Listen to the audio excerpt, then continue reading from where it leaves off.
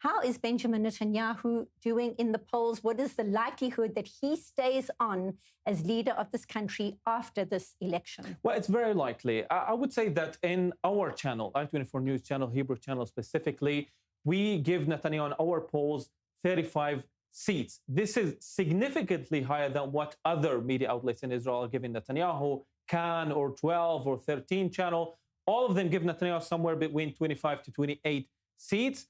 And neither of them give Netanyahu an opportunity to create a coalition. But even if Netanyahu does not have this coalition, by the way, in our polls, Netanyahu has a coalition with the current factions, 66 seats. He can easily create a coalition. But again, if we take the median between our polls and their polls, even if Netanyahu does not have enough seats to create a coalition, he will stay the leader because, after all, the other parties cannot create a coalition because they don't have 61. Their only option is to include one of the Arab parties, something that Netanyahu is working on. He is saying that this can be the Israeli government in the future, given 2 years of war, and the Arab parties can't decide for the next government whether they can go for a war or stop a war and all of that. So he's playing with this rhetoric specifically. And I guess in the future, we gotta have very soon, more clear image of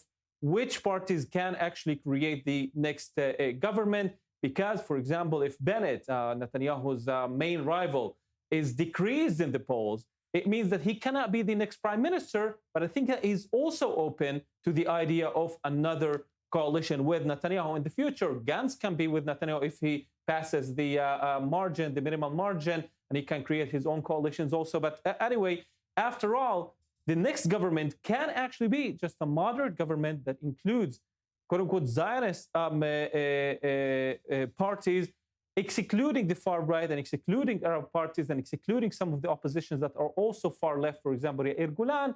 And that government could be what Netanyahu is looking for in order to, first, normalize relations with Saudi Arabia, second, maybe continue the war, maybe continue another conflict with Iran or the war with Iran.